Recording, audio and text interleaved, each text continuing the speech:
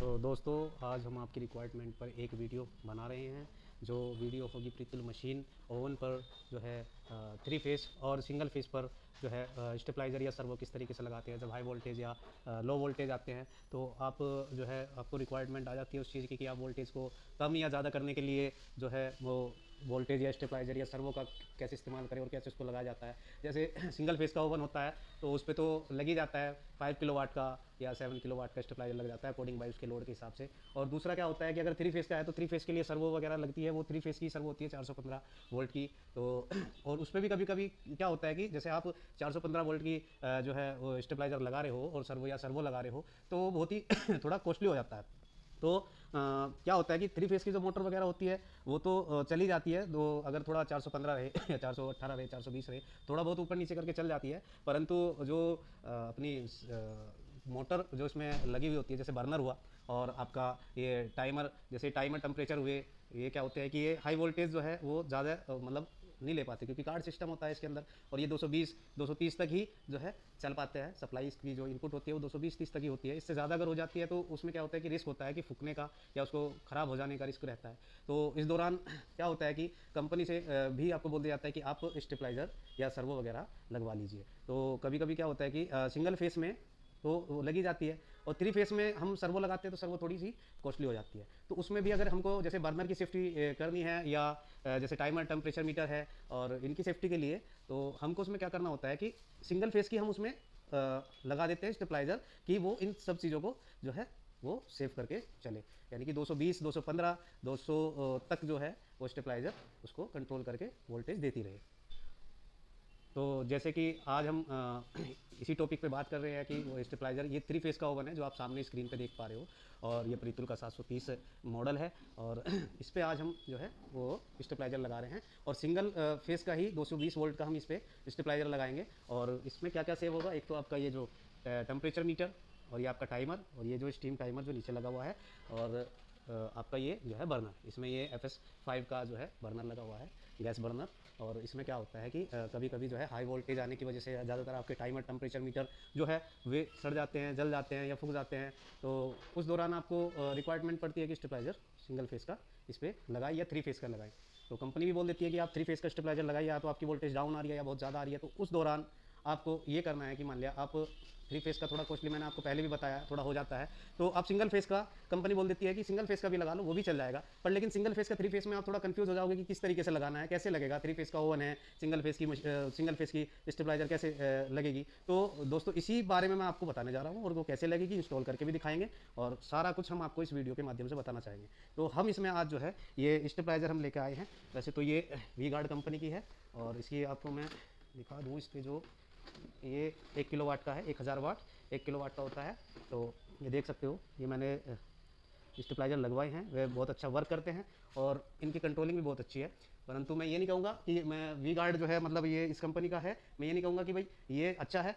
बस ठीक है, मैं जब भी इसको यूज़ किया है मतलब इसने इसका रिजल्ट अच्छा रहा है। तो मैं किसी कंपनी का प्रमोशन नहीं कर रहा। बाकी ये है कि आपको जो अच्छा लगे, जो बेस्ट है, जो उस स्टेट में या आपके डिस्ट्रिक्ट में या आपके आसपास जो भी अच्छे से अच्छा मिलता हो वो लगाइए। क्योंकि ओवन को जो है, जो ओवन के टेम्परेचर मीटर टाइमर मीटर होते हैं थोड़े कॉस्टली हो जाते हैं, उनकी वजह से जो है मशीन रुक जाती है ख़राब। क्योंकि टेम्परेचर मीटर का तो कोई बाईपास सिस्टम होता नहीं है, बाईपास कर भी दोगे तो आपको पता नहीं चलेगा कि मान लिया वो कितना टेम्परेचर शो कर रहा है। या टाइमर का तो एक बार हो जाता है कि टाइमर को आप घड़ी से वॉच से टाइम मैच करके भी आप निकाल सकते हो, पर लेकिन टेम्परेचर मीटर का कोई बाईपास नहीं होता। तो चलिए हम आपको जो है अब इसके कनेक्शन जो है वो करना सिखाएंगे, किस किस तरीके से इसके कनेक्शन किए जाते हैं स्टेबलाइज़र के। और ये जो हमारा पैनल है, इस पैनल में हम किस तरीके से कनेक्शन करेंगे वो आपको बता देते हैं। क्योंकि वीडियो थोड़ा लंबा हो जाएगा तो इस वजह से मैंने पहले ही जो है वो थोड़ा बहुत कनेक्शन कर रखा है, पर लेकिन मैं आपको जो है उसकी डिटेल में बता दूंगा। ये देखो, जो इसमें आउटपुट होता है ये तो इसका इनपुट हो गया और ये इसका आउटपुट जो है वो सॉकेट है।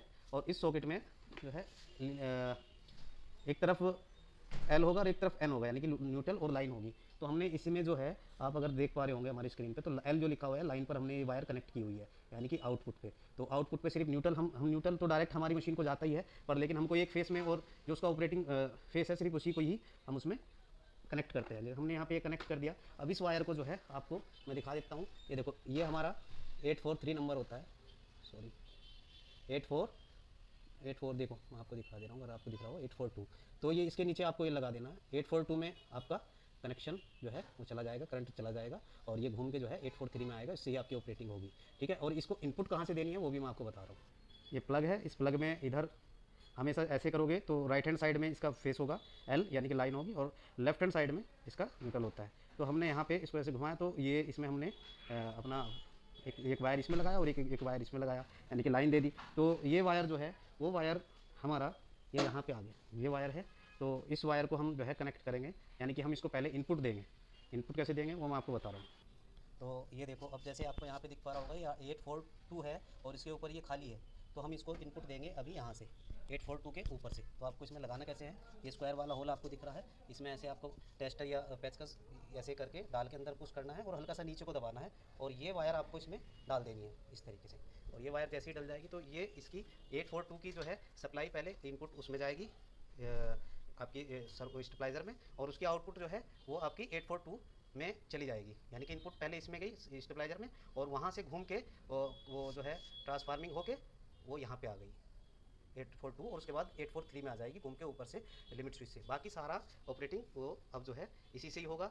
और क्या होता है कि आपकी टाइमर और ये सप्लाई सब जो है प्रॉपरली सेव हो गए हैं, इनको वोल्टेज पूरी प्रॉपर मिलेगी। जो 220 215 जो भी वो निकालता है 215 या 220 वोल्टेज आपको इसके अंदर मिलेगी। तो ये हो गया इसके कनेक्शन। अब हम जो है आपको इसको एक बार चला के और इसकी आपको वोल्टेज दिखाएंगे कि वोल्टेज इसमें आ कितना रहा था और यहाँ हमने कनेक्ट किया तो अब कितना वोल्टेज है। अभी देखिए हमने जो है इसको अब सप्लाई दे दी है और ये मशीन ऑन हो चुकी है। और अभी स्टेबलाइज़र हम आपको दिखाएंगे। स्टेबलाइज़र में ये देखो इनपुट और आउटपुट जो है, मैं इनपुट और आउटपुट जो है इसने निकाल दी है, और ये कितने वोल्ट जो है वो पास कर रही है वो भी हम आपको दिखाएंगे। पहले कितने आ रहे थे और इसने अब कितने कंट्रोल किए हैं तो वो भी दिखाएंगे हम आपको। तो ये हमारे पास मल्टीमीटर है, इससे हम चेक करेंगे। और ये आपको पहले इनपुट वोल्टेज दिखा देते हैं कि इनपुट वोल्टेज आ कितनी रही है।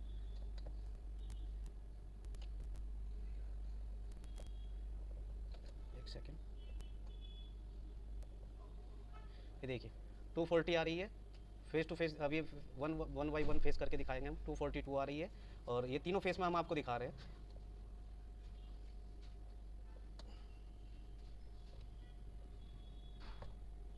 ये देखिए 243, ठीक है। और अब हम आपको दिखाएंगे जो स्टेबलाइजर से हमारी जो है वो कम हुई है। तीनों फेस की आपको मैंने दिखा दी है वोल्टेज। और अब हम दिखाएंगे ये इसकी आउटपुट है, यहाँ पे आउटपुट आ गई 843 में, और इसको हम न्यूट्रल यहाँ से ले लेंगे। और ये देखो अभी कितनी आ रही है इसमें 217, यानी कि 217 वोल्टेज अभी आ रही है। तो ये हमारी इसने कवर कर दी है। और अब हम आपको इसको चला के दिखाएंगे मशीन को। तो मशीन हमारी ऑन हो चुकी है। थोड़ा टेम्परेचर हम इसका इंक्रीज़ करेंगे। अगर आपको नई मशीन ले रहे हो आप और मल्टी स्पैन का आप इस मॉडल का जो है आपके पास मीटर है तो उसकी टेम्परेचर घटाते बढ़ाते कैसे है ये भी आपको मैं बता रहा हूँ। जैसे ये सेट का बटन है, इसको हमने दबाया, इसके साथ में हम अगर इसको प्रेस करेंगे जो एरो का ये अप वाला बटन है तो ये देखो इंक्रीज़ हो रहा है, और ये हमारी रिले आउट हो गई, यानी कि आउटपुट निकाल रही है, जिससे कि हमारा ये बर्नर अब रन कर रहा है। तो इस तरीके से हम जो है अपने ओवन के अंदर 3 फेस के ओवन के अंदर सिंगल फेस का स्टेबलाइज़र वो लगा सकते हैं। तो मैं मानता हूँ कि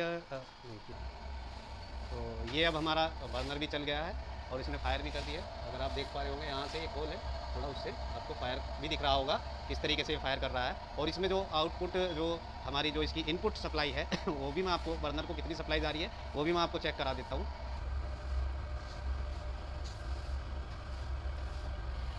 ये देखिए अब जो है हमारी इसमें जो सप्लाई आ रही है आउटपुट के बर्नर की रिले जो है वो आउटपुट निकाल रही है, तो ये सप्लाई आ रही है 216 यानी कि 216, ठीक है। इतनी वोल्टेज ये है। अब ये सेफ चल रहा है बर्नर। जो इसकी रिक्वायरमेंट होती है 230 वोल्टेज तक इसकी रिक्वायरमेंट होती है। और जो है तो इस बर्नर पे जो है कंपलसरी होता है स्टेबलाइज़र होना चाहिए, और ओवन को भी सेफ रखता है। दूसरा ये है कि आप जो है मतलब अगर आपके पास सर्वो स्टेबलाइजर लगा हुआ है तो रिक्वायरमेंट है नहीं कि 3 फेस का सर्वो स्टेबलाइजर लगा हुआ है, 3 फेस की आपकी ओवन है, या फिर सिंगल फेस की है तो सिंगल फेस पे मैन पे आप लगा दो, तो वहाँ भी आपको फिर यहाँ पे पैनल में जो है वो ज्वाइंट करने की जरूरत नहीं है, आप वहाँ से भी कंट्रोल कर सकते हो। परंतु अगर आपके पास 3 फेस का ओवन है और आप सिंगल फेस की उसमें स्टेबलाइजर लगाना चाहते हो, सर्वो लगाना चाहते हो, और आप अपने बर्नर को और टाइमर टेम्परेचर को जितने भी 220 वोल्ट पे वर्क करते हैं, जैसे कॉन्टैक्टर की कोयल वगैरह है ये भी सब 220 वोल्ट पे ही वर्क करती है, तो इनको सबको सेफ रखना चाह रहे हो और स्टेबलाइज़र की रिक्वायरमेंट आई है आपके पास में, आपको आपकी ओवन को चाहिए कि स्टेबलाइज़र ही लग के वो ठीक चल पाएगी, तो आप जो है उसमें इस तरीके से, जैसे मैंने इस वीडियो में बताया उस तरीके से आप इसमें